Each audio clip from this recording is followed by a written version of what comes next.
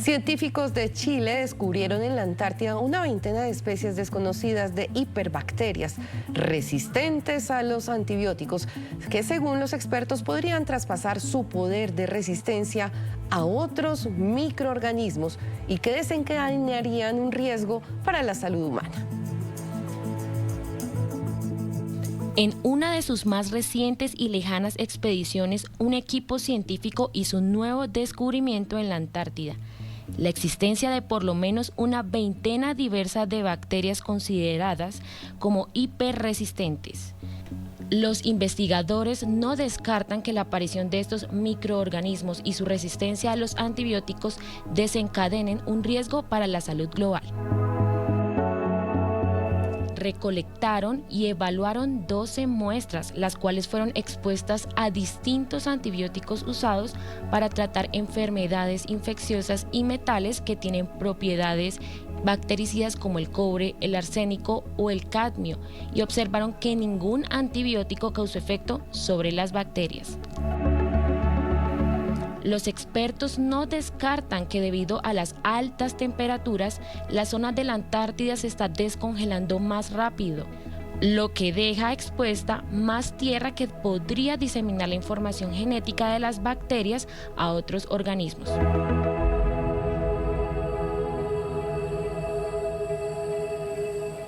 Advierten científicos de Chile que algunas bacterias son ahora más resistentes a los antibióticos que usamos los seres humanos para frenar y evitar algunas enfermedades infecciosas.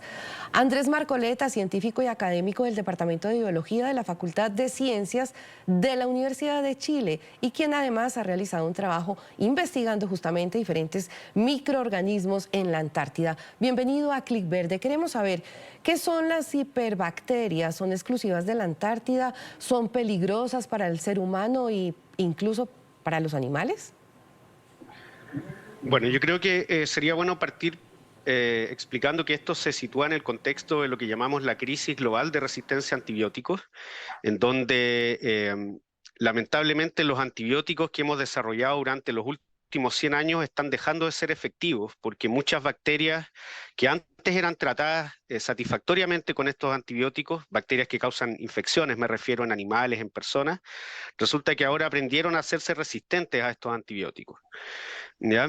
Y eso nos va a llevar tarde o temprano a una situación en donde no vamos a poder controlar las infecciones bacterianas y vamos a volver a la era pre-antibióticos, donde la principal causa de muerte eran enfermedades bacterianas. ¿Ya? Entonces, la gran pregunta es, ¿cómo es que hacen las bacterias para poder hacerse resistentes a los antibióticos? Y las investigaciones de distintos grupos en todo el mundo apuntan a que una de las maneras es que las bacterias adquieran información genética desde algún lugar, que esa información genética les permite adquirir estas propiedades de resistencia. ¿Ya? Entonces, la siguiente pregunta es: ¿de dónde viene esta información genética que podría hacer que las bacterias se hagan resistentes? Y una de las fuentes posibles es el ambiente. Nuestro planeta está habitado por microorganismos hasta en el último rincón, ¿ya? Y por lo tanto, toda esta diversidad de microorganismos que hay en los ambientes, sobre todo en ambientes que conocemos poco, es una diversidad tan vasta que conocemos, yo diría, menos del 1%, por lo tanto ahí uno podría encontrar cualquier cosa. Y ahí en particular nosotros sabíamos que en Antártica, por estudios previos, al parecer tenía una diversidad de microorganismos bastante única, que es diferente a la que hay en otros lugares del planeta, y además habrían abundantes microorganismos, sobre todo en el suelo. Entonces nuestra apuesta fue, bueno, si hay tal diversidad de microorganismos que son más bien raros y que están acostumbrados a vivir en condiciones extremas, lo más probable es que esos microorganismos hayan desarrollado propiedades de resistencia intrínsecas, aunque nunca hayan visto un antibiótico de estos que uno usa en la clínica. Ya, entonces nosotros fuimos a la Antártida, investigamos el suelo, y una de las primeras conclusiones a las que llegamos con nuestro estudio, bastante bien sustentada en los datos, es que la diversidad de microorganismos que hay en el suelo antártico es impresionante. Es mucho mayor incluso que otros ambientes, como podrían ser algunos ambientes en el trópico, en donde uno está acostumbrado que ahí sí que haya mucha diversidad de vida. Ya, antes de esto, la gente pensaba que en realidad Antártica era algo congelado donde no había prácticamente nada, ¿no es cierto? Y eso es cierto para los animales grandes, pero para los microorganismos no es así. al contrario, en este ambiente hay una diversidad bastante grande de microorganismos y confirmamos de que parte de esa diversidad de microorganismos es naturalmente resistente a muchas sustancias tóxicas, incluyendo algunos antibióticos que usamos en la clínica para combatir infecciones. Profesor, ¿cuánto tiempo duró este estudio y cuántas personas participaron? Participamos, bueno, Chile va todos los años a la Antártida, hay algo que se llama el Instituto Antártico Chileno, y todos los años se organiza una expedición científica a la que van muchos científicos, va también personal militar, y de nuestro equipo nosotros participamos en 2 años de la campaña antártica, el 2017 y el 2019, y en cada uno de esos años fueron 2 personas de nuestro equipo y estuvieron en Antártica aproximadamente durante un mes recorriendo distintas partes de la península antártica. ¿Cuál es la importancia de este estudio y su impacto? El tema es que hemos confirmado que en el suelo antártico viven bacterias que tienen propiedades de resistencia que son bastante únicas, incluyendo resistencia a antibióticos que uno usa en clínica.